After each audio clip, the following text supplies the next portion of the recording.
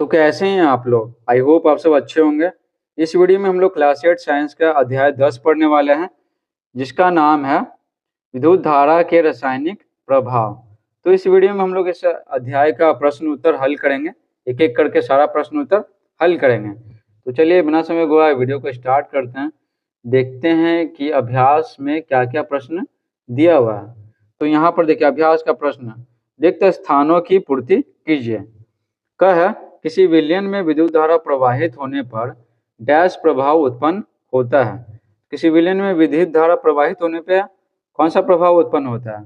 रासायनिक प्रभाव। कौन सा प्रभाव? रासायनिक। ठीक है। ख है वांछित धातु को किसी पदार्थ पर निक्षेपित करना कहलाता है।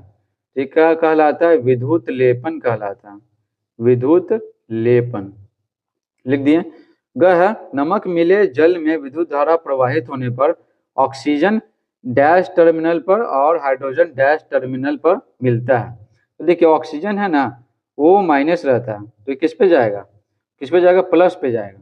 ठीक है, तो प्लस को क्या बोलते हैं? प्लस को एनोड बोलते हैं, एनोड। ठीक है, और हाइड्रोजन H प्लस रहता है, टूटता है तो माइनस पे जाएगा, तो माइनस टर्मिनल को क्या बोलते हैं? ठीक है, कैथोड। ठीक है, तो याद हो गया होगा। एनोड है ना, प्लस वाले को बोलते हैं जिसपे प्लस रहता है, यानी धनात्मक आवेश रहता है। कैथोड माइनस को बोलते हैं जिसपे ऋणात्मक आवेश रहता है। तो प्लस वाला किस पे जाएगा? माइनस पे जाएगा ना, तो हो गया। तो यहाँ पर हम लोग भर दिए, बाकी ये सब ठीक है, ये सब कुछ है नहीं।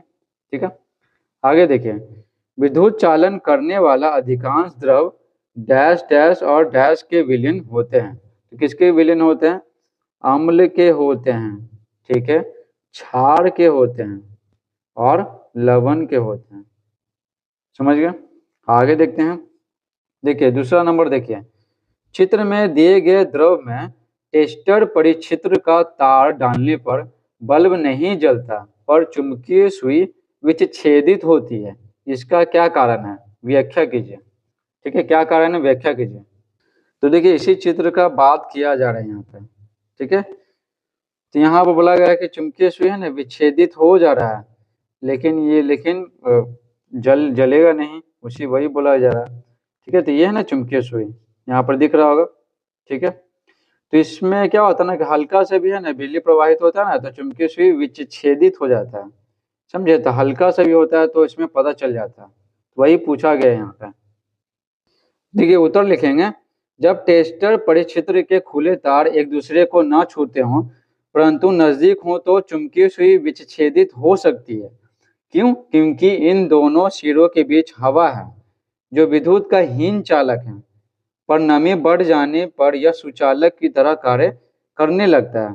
तो विद्युत का हीन चालक है, ठीक है ना, जो हवा में जितना नमी रहेगा, जितना जलवाष्प रहेगा, पानी रहेगा ना, तो वो सुचालक की तरह व्यवहार करने लगता है। क्यों? क्योंकि उस पानी के कारण, उस नमी के कारण। समझे? इसीलिए। तीसरा सवाल देखिए, क्या शुद्ध जल विद्युत का चालन करता है? यदि नहीं तो इसे चालक बनाने के लिए क्या करना होगा?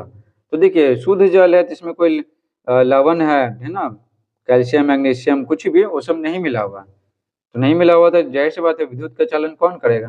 तो लिखेंगे नहीं, शुद्ध जल विद्युत का चालन नहीं करता है। और यदि नहीं करता है तो चालक बनाने के लिए क्या करेंगे? तो इसे चालक बनाने के लिए इसमें नमक मिला सकते हैं, कोई अम्ल मिला सकते हैं, या कोई क्षारक मिला सकते हैं। चल ना, कोई क्षारक डालते हैं, और क्या।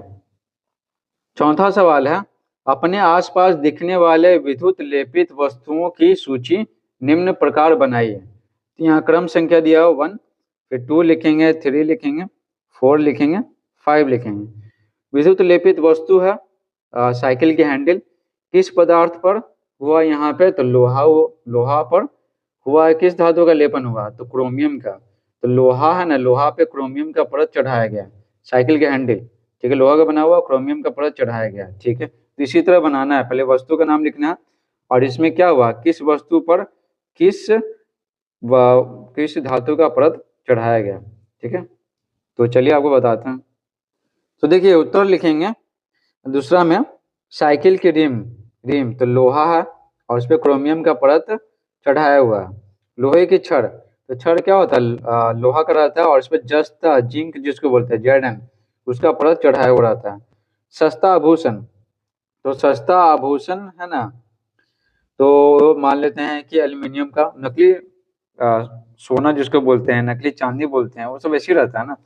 कोई भी साधारण सा धातु का रहता है, तो सस्ता आभूषण एल्यूमिनियम का है मान लेते हैं, तो चांदी का पतला परत चढ़ाया हुआ रहता है। ठीक है, टीन के डिब्बे, तो लोहा का तो उस पर टीन का परत चढ़ाया हुआ है। तो बस ये हो गया। पांचवा है, क्या तेज वर्षा के समय लाइनमैन के लिए बाहरी मुख्य लाइन के तारों की मरम्मत करना सुरक्षित होगा? तो लिखेंगे उत्तर नहीं, क्योंकि वर्षा के पानी में काफी मात्रा में लवण, अम्ल तथा क्षार घुले होते हैं। वर्षा के पानी में, कैसे पानी में, जैसे वहाँ अम्ल वर्षा आप सब पढ़े ही होंगे। ठीक है, अम्ल वर्षा, तो ये बात है, तो उसी के कारण होता है।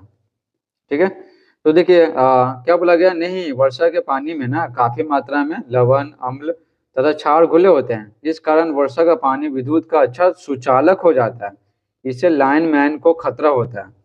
ठीक है, तो वो सोच रहा है कि अगर लाइनमैन के हाथ में अगर हम रबर रबर लगा के सारा काम करें तो वो ठीक है, लेकिन यहाँ पर बारिश हो रहा है, ठीक, तेज बारिश हो रहा है, तो बारिश का जल है ना, ये शुद्ध तो होता है, लेकिन नीचे आता है ना, नीचे पहुंचता है ना, तो बहुत सारे जो हानिकारक गैसें हैं, CO2 है, ठीक है, जैसे SO2 है, ठीक है, नाइट्रोजन का ऑक्साइड है, ये सब से मिलके क्या होता है, अम्ल में बदल जाता है, तो अम्ल वर्षा होने लगता है।